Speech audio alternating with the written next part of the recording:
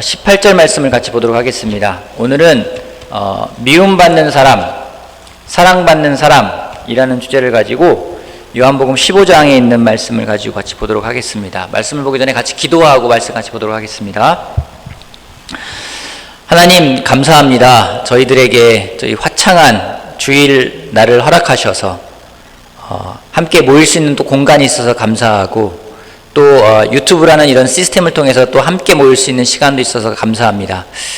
하나님, 저희가 있는 장소는 다를 수 있겠지만은 저희들이 정말 한 마음으로 하나님에게 예배드릴 수 있게 도와주십시오. 하나님이신 그 하나님을 저희가 하나님으로 예배할 수 있는 시간 될 수 있도록 도와주시고 저희들의 정말 영으로 진리로 드리는 예배가 될 수 있기를 바라고, 이를 통해 하나님이 영광을 받으시고 또 우리가 하나님의 영광을 보고 또 찬양할 수 있는 시간 될 수 있도록 도와주시길 바랍니다.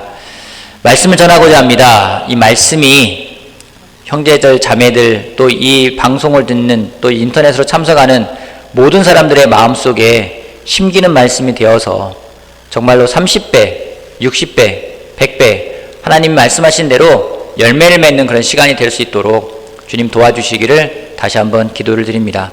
오늘 같이 말씀을 나눌 수 있는 이런 시간, 또 예배드릴 수 있는 이런 공간과 장소를 허락하신 하나님께 너무나 감사드리고 모든 말씀을 예수님의 이름으로 기도했습니다. 아멘. 우리 요한복음 15장 18절 말씀을 같이 한번 한 목소리로 읽어보도록 하겠습니다. 요한복음 15장 18절 말씀.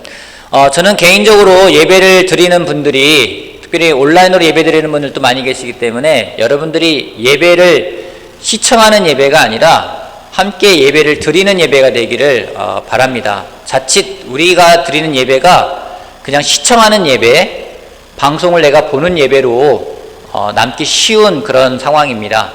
그런 것이 아니라 함께 참여하는 마음으로 예배를 드리게끔 하기 위해서 가급적이면 제가 파워포인트는 필요한 것 이외에는 잘 보여드리지 않을 예정이고요. 또한 여러분들이 성경을 펴고 같이 소리내어서 읽으면서 우리 공간은 다르지만은 함께 참여하는 그 예배가 되기를 바라겠습니다. 요한복음 15장 18절 말씀을 한 목소리로 같이 한번 읽어보겠습니다. 세상이 되어 있는 부분을 읽어보겠습니다. 같이 읽겠습니다. 시작. 세상이 너희를 미워하거든 세상이 너희보다 먼저 나를 미워하였다는 것을 알아라. 예수님은 이 세상에 오셨습니다. 하나님이 세상을 무척 너무나도 사랑하셔서 하나밖에 없는 그 아들을 이 땅에 보내셨고, 예수님 또한 이 세상을 사랑하는 그 하나님의 마음을 가지고 이 세상에 오셨습니다. 하지만 세상은 예수님을 거부했습니다. 예수님은 빛으로 이 세상에 오셨지만 이 세상은 빛이 아닌 어둠을 더 사랑했기 때문에 예수님을 거부했다고 요한복음 3장에서 예수님이 직접 설명을 하셨습니다. 세상은 예수님을 미워합니다. 오늘 본 말씀을 통해 보면은 예수님만 미워하는 것이 아니라 예수님에게 속한 사람도 미워한다고 이야기하고 있습니다. 여러분은 세상에 사랑을 받고 있습니까? 아니면은 세상으로부터 미움을 받고 있습니까? 내가 세상을 사랑하느냐 사랑하지 않느냐보다 더 중요한 부분은 세상은 그럼 나를 사랑할까? 나를 미워할까? 이 부분도 더 중요한 부분이라 생각이 들어요. 세상은 예수님을 미워하고 예수님에게 속한 자를 미워한다고 하는데 그 이유가 무엇인지 19절에 나와 있습니다. 19절 말씀 제가 읽어보겠습니다. 너희가 세상에 속하여 있다면 세상이 너희를 자기 것으로 여겨 사랑할 것이다. 그러나 너희는 세상에 속하지 않았고 오히려 내가 너희를 세상에서 가려 뽑아내었으므로 세상이 너희를 미워하는 것이다. 왜 세상이 예수님과 예수님에게 속한 사람들을 미워하는지, 이유가 뭐라고 했는지, 그냥 세상에 속한 것이 아니라 예수님이 뽑아서 예수님에게 속했기 때문에 세상이 미워한다고 이야기를 합니다. 여러분, 세상에서 누군가를 미워하고 누군가를 사랑하는 원리는요, 굉장히 단순한 논리입니다. 복잡하지가 않아요. 무엇인지 세상은 누군가를 사랑하고 미워할 때 그 기준이 뭔지, 무엇이 옳은 것이냐, 무엇이 그른 것이냐, 그것으로 판단하지 않습니다. 그냥 어디에 속해 있느냐가 그들의 사랑의 기준인 거예요. 나에게 속해 있으면 그 사람의 모든 것이 용서가 됩니다. 하지만 반대의 경우면은 모든 것이 용서가 안 되는 것이 바로 세상입니다. 여러분, 우리나라를 한번 봐보십시오. 우리나라에 돌아가는 세상을 한번 봐보십시오. 진보냐 보수냐 편을 가릅니다. 야당이냐 여당이냐 그것을 놓고서는 같으면은 같은 사람에 대해서, 다르면은 다른 사람에 대해서 같은 사건인데 다르게 평가하는 것이 바로 세상입니다. 예전에는 제가 정치 뉴스를 보게 되면은 댓글을 보았습니다. 여러 사람들의 생각을 알 수 있었기 때문에 댓글을 보면서 재미도 있었고 댓글을 보면서 새로운 생각들도 할 수 있는 그런 시간들이 되었어요. 하지만 요즘에는 제가 정치 관련된 댓글은 전혀 보지를 않습니다. 왜냐면은요, 어느덧 보고 있으니까 기사 내용은 상관없어요. 그냥 이 기사가 진보냐 보수냐에 따라 가지고 그냥 다 진보면은 진보는 무조건 좋은 거고 보수는 무조건 좋은 거고 서로 그냥 거기에 따라서 모든 것을 욕하는 겁니다. 여당이냐 야당이냐 그 진영이 나눠져 있는 거예요. 이 사람이 내 진영 사람이면은 어떤 말을 하더라도 좋은 거고, 이 사람이 내 진영 사람이 아니면은 어떤 말을 하더라도 다 반박만 하는 그런 글들을 보면서 이건 아니다 생각이 들었습니다. 여러분, 이것은 우리나라만의 현상이 아닙니다. 전 세계를 봐보십시오. 그 잘 산다고 하고 선진국이라는 미국도 마찬가지입니다. 편을 가릅니다. 사람들이 그걸 또 이용합니다. 내 편이냐 네 편이냐. 미국뿐만입니까? 전 유럽과 전 세계를 보더라도 세상 돌아가는 걸 보면은 다 어디에 속해 있느냐가 중요한 거예요. 네 편이냐 내 편이냐. 내 편이면 사랑하는 거고 다른 편이면은 사랑하지 않는 거고. 이런 현상은 시간이 지날수록 점점 심화되어져 가는 것 같습니다. 근데 이상하거나 놀랄 일이 아닙니다. 세상이 타락해가고 타락해질수록 세상에 사랑하는 방법은 더 사람들에게 영향을 줄 수밖에 없기 때문입니다. 예수님은 제자들에게 세상에 속하지 않았기 때문에 미워할 거라고 이야기를 합니다. 하지만 세상에 속한 사람들은 세상이 사랑할 거라고 이야기를 합니다. 말씀을 준비하면서 궁금증이 생겼어요. 세상은 뭐지? 세상이 뭐길래 세상이 사랑한다는 말을 할까요? 여러분, 세상이 뭡니까? 세상이란 뭡니까? 이 지구를 말하는 겁니까? 어느 한 지역을 말하는 걸까요? 어떤 공간을 말하는 걸까요? 세상이 뭡니까? 세상이 여러분들을 사랑한다고 하는데 도대체 세상이란 무엇일까요? 세상은 내가 중심이 되어서 나를 추구하는 것입니다. 내가 중심이 되어서 철저하게 나의 이익을 추구하는 곳이 세상이라고 생각을 하게 됩니다. 왜냐하면 나의 이익을 추구하기 때문에 내가 기준이 되어서 나에게 부합되면 사랑하는 거고, 나에게 부합되지 않으면 사랑하지 않게 되는 거죠. 나에게 이익이 되면 사랑하는 거고, 나에게 이익이 되지 않으면 사랑하지 않게 된다는 겁니다. 악하게 사는 게 불편할까요? 악하게 사는 게 불편하지 않을까요? 여러분, 악하게 살면 불편합니까? 악하게 살면 불편하지 않습니까? 여기 계신 분들, 악하게 살면 불편합니까? 불편하지 않습니까? 우리 공무원으로 일하고 있는 박정민 형제는 악하게 일을 하면 편합니까? 악하게 일을 하면 편하지 않습니까? 악하게 일을 하면 몸은 편하다고 이야기를 하고 있어요. 여러분, 악하게 사는 게 언제 불편할까요? 올바르게 사는 사람이 옆에 있으면요, 악하게 사는 게 불편해요. 근데요, 같이 악하게 살면요, 불편하지가 않습니다. 이런 경우 있지 않습니까? 두 사람이 동업을 합니다. 서로 편법도 쓰고 불법도 쓰고 탈세도 하고 그 사업이 번창했어요. 그래서 부자가 되었어요. 근데 어느 날 그 중에 한 사람이 성경을 공부합니다. 그리고 죄를 회개하고 세례받고 제자로 살아가기로 결정을 하고 제자가 되었습니다.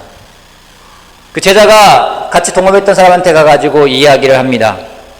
야, 내가 성경 공부를 하고 다시 한번 나의 삶을 보니까 우리 사업이 잘못되었어. 지금 우리가 너무 어려웠기 때문에 불법을 사용했고 편법을 사용해가지고 지금 이만큼 이뤄왔는데 이제는 그렇게 하지 않더라도 우리가 정말 사업을 올바르게 할 수 있을 것 같아. 우리 이제부터라도 제때 세금 꼬박꼬박 내고 올바르게 살아가자. 그게 좋지 않겠니? 라고 말한다면은 같이 동업하던 사람은 뭐라고 반응할까요? 그래, 네 말이 맞다. 나도 그렇게 살도록 할게. 이렇게 말할까요? 대부분 그렇지 않습니다. 너 미쳤니? 라고 이야기를 합니다. 여러분들이 회개하고 여러분들이 제자가 되었을 때 주변의 사람들이 와, 너무 잘됐다, 축하해 라고 했던 사람들은 누굽니까? 그렇게 사는 사람들은 그렇게 했을 거예요. 여러분들이 교회에 다니면서 말씀을 듣고 어느 날 미워하던 부모님한테 가가지고 엄마 아빠 죄송해요, 제가 엄마 아빠를 미워했었어요 라고 이야기했을 때 엄마 아빠가 그래, 네가 정신이 들었구나 이런 말을 했습니까? 아니라는 겁니다. 물론 내가 변화되어서 올바르게 살아갈 때 그것을 좋아하고 축하해 줄 사람들도 있습니다. 근데 문제는 뭐냐면요, 이것 또한 철저하게 자기 중심적이라는 거예요. 그 사람이 회개했는데 올바르게 살아가는데 도덕적이고 윤리적으로 사는 게 되게 좋은 건데 그렇게 살았을 때 나한테 불이익이 와요. 나한테 손해가 끼쳐져요, 그게. 그럼 좋아할까요? 좋아하지 않는다라는 겁니다. 그러게 세상은요, 어떤 곳인지 철저하게 자기의 이익을 추구하는 이기적인 곳이 모여있는 곳이 세상이라는 겁니다. 자기만 알고 나의 유익만을 추구하는 곳, 그곳은 세상입니다. 그러기에 나의 유익이 되는 내 편은 사랑하고 나에게 불이익이 되는 상대편은 미워하는 것. 이것은 어느 곳이나 될 수가 있는 곳이에요. 가정도 마찬가지입니다. 앞에 이야기했지만 여러분의 회개로 인해서 뭔가 내 것이라고 생각했던 사람이 더 이상 내 것이 안 되고 나에게 불이익을 끼친다면은 그곳은 핍박이라는 것이 존재하게 되는 것입니다. 제가 교회를 오래 다녔습니다. 어려서부터. 근데 제가 대학생 때 제가 담배를 피우기 시작했거든요. 대학교 4학년 때부터 한 7년 담배를 피웠었습니다. 여러분 상상도 안 될지 모르겠지만 어느 날 담배를 피우다가 제 아버지한테 걸렸어요. 제 아버지가 뭐라고 말씀하셨을까요? 그래, 너도 성인이니 너도 네가 알아서 담배를 피울 수 있겠지, 이렇게 말하지 않으셨어요. 너는 교회 다니는 놈이 담배 피냐? 저한테 막 뭐라고 하시는 거예요. 그래서 혼이 났습니다. 직장에 들어갔습니다. 직장 생활하는데 제가 술을 잘 안 마신다고 이야기를 했어요. 저희 아버님이 말씀하십니다. 너는 직장 생활하면서 술도 안 마시냐? 어떻게 살려고 그러느냐? 아니, 담배 피는 거는 교회 다니는 놈이 담배 핀다고 뭐라고 하고, 술 안 마시는 거는 직장 생활한다고 술 안 마신다고 뭐라고 하고. 여러분, 저는 누구 겁니까? 제 아버지한테는요, 아버지 거예요. 내 건데 내 맘대로 안 되니까 미워하는 거예요. 더 이상 자기 것이 아니라 생각하니까 미워하는 겁니다. 여러분, 내가 중심에 대해서 모든 게 다 내 거라 생각하잖아요. 그러면은 내 건다 생각하면은 사랑해요. 근데 내 게 아니라 생각되는 순간요, 내 건데 내 게 아니라 생각이 되면요, 미워하는 거예요. 부부 간에 마찬가지 아닙니까? 부모 자식 간에 마찬가지 아닙니까? 언제 미워하게 됩니까? 여러분 뜻대로 안 될 때, 여러분에게 뭔가 이익이 안 된다 생각할 때, 내 거라 생각해도 내 게 아니라 생각할 때, 그때는 미워하게 되는 겁니다. 그러기에 세상이라는 것은 철저하게 자기 중심적인 이기적인 것들이 있는 곳이 바로 세상이라는 겁니다. 그런 이기심이 가득 찬 가정이라면 아무리 크리스찬들이 모여있고 교회를 나온 사람들이 있다 하더라도 그곳은 세상이 될 수밖에 없는 곳입니다.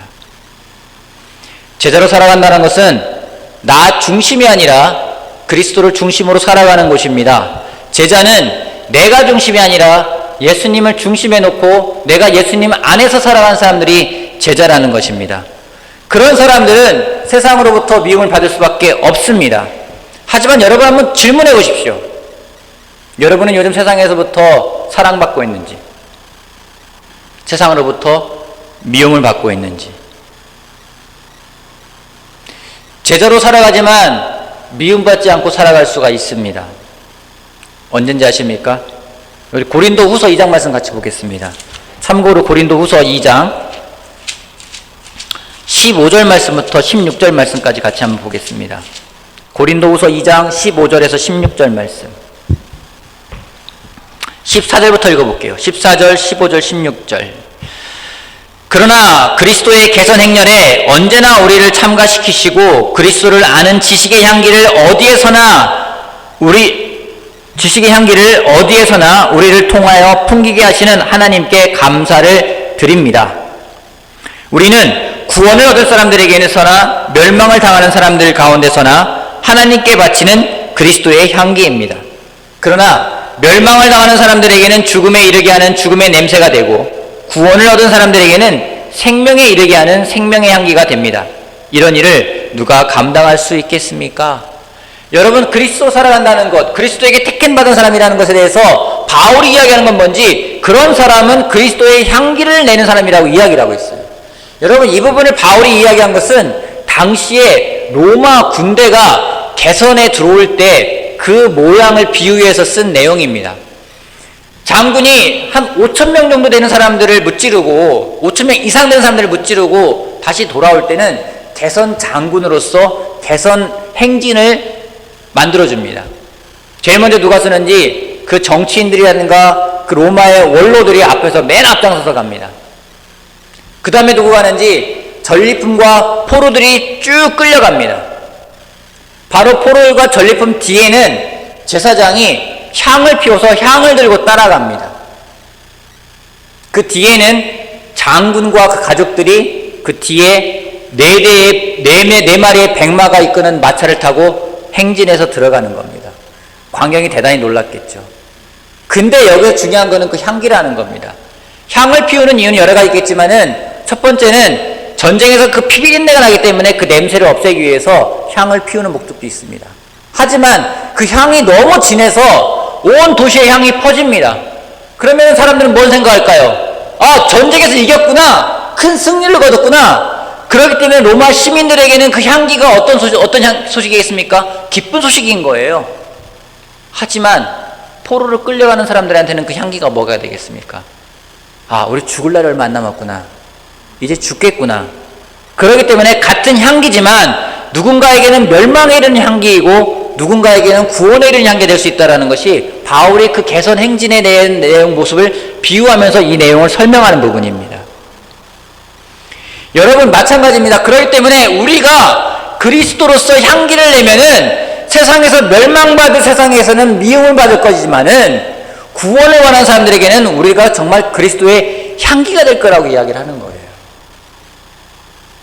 근데 우리가 세상으로부터 미움받지 않을 수 있는 방법은 뭐냐면요, 그 향기를 안 내면 되는 거예요. 제자이지만 제자 아닌 척,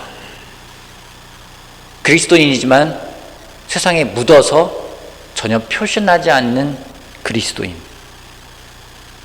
세상과 구별되지 않게 뒹굴 살아가는 그런 사람들. 여러분, 누군가를 유혹할 때요, 언제 유혹하는지 아십니까? 그 사람이 완전히 다르면요, 아예 유혹 안 해요. 포기해버려요. 근데 그 사람이 나랑 별반 다른 바가 없는 것 같아 라는 생각이 들면 그 사람을 내 진영으로 끌어들이기 위해서 유혹합니다. 저 사람은 완전히 다른 사람이야. 그러면 아예 거들떠도 안 봐요. 근데 나랑 비슷한 것 같아 라면은 그 사람을 내 진영으로 끌어들이려고 하는 거죠. 여러분, 제자는요, 구별되는 사람이에요. 거룩한 사람입니다. 세상과 구별되게 살아가야 되는 사람이에요. 어떻습니까? 구별되어져 살아가고 있습니까? 묻어져 살아가고 있습니까? 어제 간디와 관련된 글을 하나 찾아보는데 간디가 그런 말을 했더라고요. 나는 그리스도를 좋아한다. 근데 나는 당신들 크리스찬은 싫어한다. 왜냐하면 당신들은 그리스도와 같지 않기 때문이다. 간디가 교회에 몇 번 왔다고 그래요.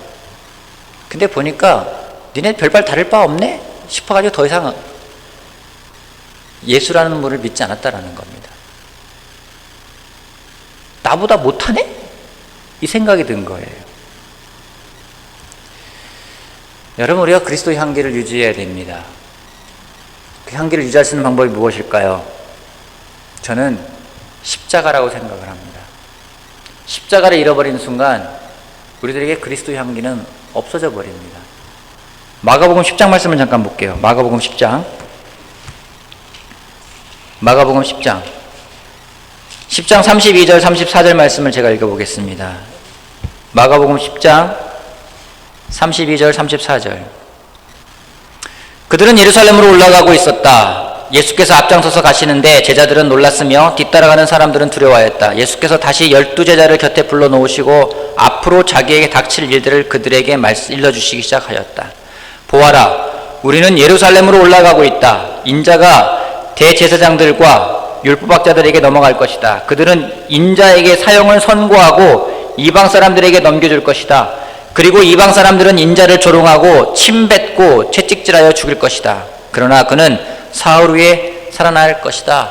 예수님이 제자들에게 말씀하고 계시는 것은 무엇인지 예수님이 십자가에서 어떤 일을 당할지에 대해서 말씀하고 있습니다. 근데 바로 제자들의 반응이 놀랍습니다. 35절 말씀부터 보도록 하겠습니다. 세베대의 아들인 야고보와 요한이 예수께 다가와서 말하였다. 선생님, 우리가 요구하는 것은 무엇인지 유지해 주시기 바랍니다.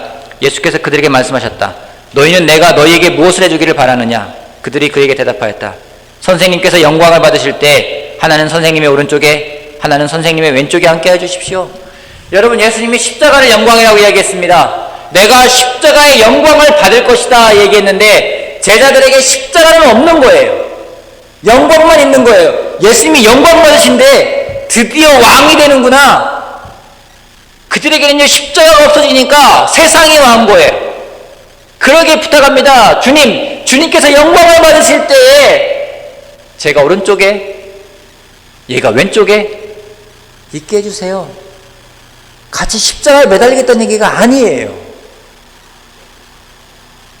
우리 삶에서 십자가가 사라지면은요, 우리가 세상적이 되는 것은 너무나 쉬운 일입니다. 제자들 놀랍지 않습니까? 순수한 제자들이었고 모든 걸 버렸던 제자들이었고 예수님에게 3년이라는 시간을 훈련받았지만 그들에게 십자가에 대한 개념이 이해가 되지 않았을 때, 십자가가 없을 때 그들은 그 누구보다도 세상적인 사람이 되었습니다. 제가 느끼는 게 그거예요. 제가 조심하는 게 그거예요. 나 또한 가장 세상적인 사람이 될 수 있겠구나. 내가 십자가를 잃어버린다면 내가 그 누구보다 세상적인 사람이 될 수 있겠구나. 오늘 여러분들에게 십자가는 지금도 살아있습니까? 십자가는 죽이는 곳이에요. 십자가가 살아있는지 안 살아있는지 우리가 알 수 있습니다. 예전에 MBC의 예능 프로그램 가운데 아빠 어디가라는 프로그램이 있었어요. 재밌게 봤어요. 거기에서 윤민수라는 그 가수가 자기 아들 윤우에게 속담을 가르쳐주는 내용이 있었습니다. 2014년도쯤에 나왔던 것 같아요. 그때 속담의 뜻이 무엇인지를 애들한테 보여주고 애들이 뭐라고 하는지를 묻는 거예요. 속담 내용이 지렁이도 밟으면 꿈틀댄다 라는 내용을 보면서 아들한테 윤우죠. 윤우야, 지렁이도 밟으면 꿈틀댄다, 이게 무슨 의미일 것 같아? 왜 지렁이는 밟으면 꿈틀댈까? 아들이 뭐라고 하는지 아십니까? 살살 밟았으니까. 지렁이가 밟으면 꿈틀대는 이유가 살살 밟았으니까라는 거예요. 애들이 그렇게 말할 수 있는 것 같아요. 그죠? 맞아요. 여러분, 지렁이는 밟으면 왜 꿈틀댈까요? 살살 밟았으니까요. 완전히 밟아보세요. 꿈틀댑니까? 죽어요. 우리가 왜 꿈틀대는 걸까요? 마음에 있는 게 왜 꿈틀꿈틀 나오는 걸까요? 십자가에 죽지 않기 때문에 그런 거예요. 십자가는 죽이는 건데 그게 사라져버리니까 뭐가 나오는 거예요. 자꾸만 나오는 거예요. 요즘 제 마음에 그런 걸 보게 됩니다. 아까 설교 시간 처음에 얘기했지만은 저희가 이제 이사를 해야 되는 상황이 됐어요. 이사를 해야 되다 보니까 마음속에서 많은 게 꿈틀꿈틀 올라와요.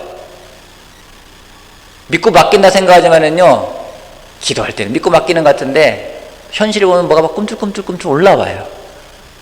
왜요? 완전히 죽이지 못하니까요. 여러분, 지렁이는 완전히 밟으면 죽습니다.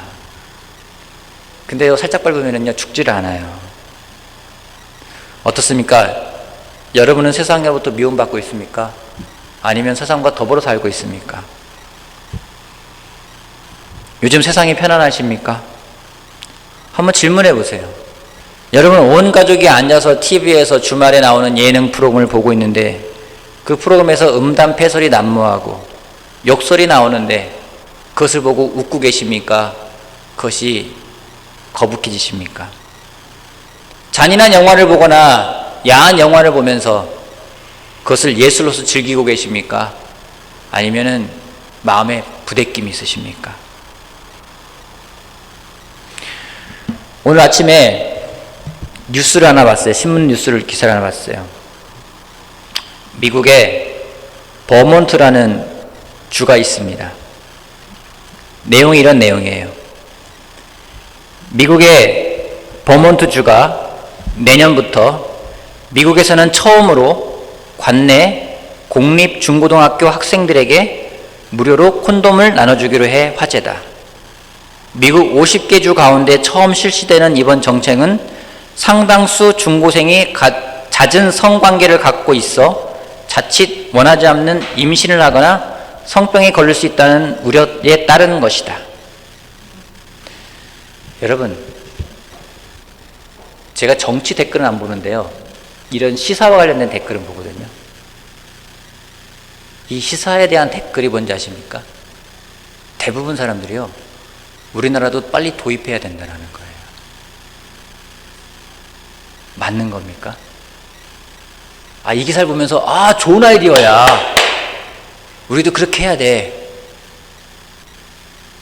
아이들이 자유롭게 성관계를 할 수 있게끔 누려주게 해야 돼, 이게 우리나라의 반응이라는 거예요.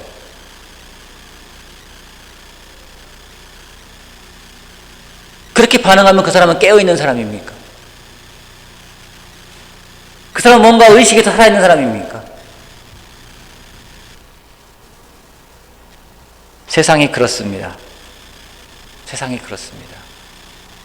오늘 여러분들은 어떤 마음이 들으십니까? 여러분들이 보고 있고, 여러분들이 즐기고 있고, 여러분들이 웃고 있는 세상에서 일어나는 일들에 대해서 과연 그렇게 웃어야 될 일이고, 과연 그것을 즐겨야 될 일이고, 거부감 없이 그것을 수용해야 될 그런 내용입니까? 존중한다는 표현을 씁니다. 여러분, 다른 사람의 생각을 존중한다는 것은 동의한다는 것이 아닙니다. 저는 타 종교를 존중합니다. 그렇다고 제가 타 종교에 동의한다는 얘기는 아니에요. 존중과 동의는 완전히 다른 개념입니다. 존중해야 됩니다. 하지만 동의할 수는 없는 부분도 있다는 것 우리가 기억해야만 됩니다. 내가 세상에 사랑받고 있는지, 아니 내가 세상에 속해 있는지, 아니면 예수님에게 속해 있는지, 그 기준은 오늘 나에게 십자가가 어떤 의미로 다가오느냐가 첫 번째 기준입니다. 두 번째, 세상에 내가 어떻게 반응하느냐가 두 번째 기준이 될 것입니다. 16장 1절부터 4절까지 보도록 하겠습니다. 요한복음 16장 1절에서 4절이요. 요한복음 16장 1절 4절. 내가 너희에게 이 말을 한 것은 너희를 넘어지지 않게 하려는 것이다. 사람들이 너희를 회당에서 내쫓을 것이다. 그리고 너희를 죽이는 사람마다 자기네가 하는 그러한 일이 하나님을 섬기는 일이라고 생각할 때가 올 것이다. 그들은 아버지도 나도 알지 못함으로 그런 일을 할 것이다. 내가 너희에게 이 말을 하여 두는 것은 그들이 그러한 일들을 행할 때가 올 때에 너희로 하여금 내가 너희에게 말한 사실을 다시 생각나게 하려는 것이다. 여러분, 예수님도 뭐라 말씀하십니까? 너희 고난받을 거야. 근데 당황하지 마. 당연한 거야. 너희들에게 일어나는 많은 일들이 있을 거야. 세상이 너희를 사랑하기 위해서 노력할 거야. 근데 그거 당황하지 마. 당연한 일이야. 왜 고난을 받을 수밖에 없는지, 왜 마음에 부대낌이 있을 수밖에 없는지, 우리 여러분 그거 원하지 않아요? 내 마음에 갈등이 없었으면 좋겠어요. 자유가 됐으면 좋겠어요. 여러분, 갈등은 있을 수밖에 없어요. 제자로 살아가면은요. 근데 예수님이 뭐라 말씀하십니까? 갈등이 있을 수밖에 없어. 왜냐면은요, 예수님이 아니고는 진정한 평안을 우리에게 줄 수 있는 분이 없기 때문에 너희가 나에게 정말로 매달리지 않으면은 너에게 평안은 없어. 당연한 거야. 갈등이 있을 수밖에 없어. 그때 내가 보내는, 아버지가 보내는 그 보혜사 성령님, 그 성령님을 따라갈 때 세상을 이길 수 있다는 것을 예수님이 말씀하고 있습니다. 그러기에 예수님을 따라가면서 예수님의 향기를 내는 사람이라면 우리는 미움받을 수밖에 없습니다. 한 가지 여러분 착각하지 마십시오. 여러분의 미성숙함으로, 여러분의 죄로 인해서 핍박받으며 미움받을 때 내가 그리스도인이기 때문에 미움받는다고 생각하지 마시기 바랍니다. 그건 구별해야 됩니다. 하지만 다시 한번 나와 세상과의 관계를 생각해보는 시간이 되기를 바랍니다. 나는 어디에 속해 있는 사람인가? 나는 오늘 누구로부터 사랑을 받고 있는가? 나는 무엇을 사랑하고 있고 무엇을 따라가고 있는가? 당장은 표가 안 날지 모릅니다. 하지만 시간이 지나면 또 마지막 날 모든 것들은 환히 드러나게 돼 있습니다. 저는 바라기는 우리 모두가 다시 한번 십자가에 나의 죄성들을 죽이며 그리스도의 향기를 내기 때문에 세상으로부터 미움받는 사람이 되기를 바라겠습니다. 마치겠습니다.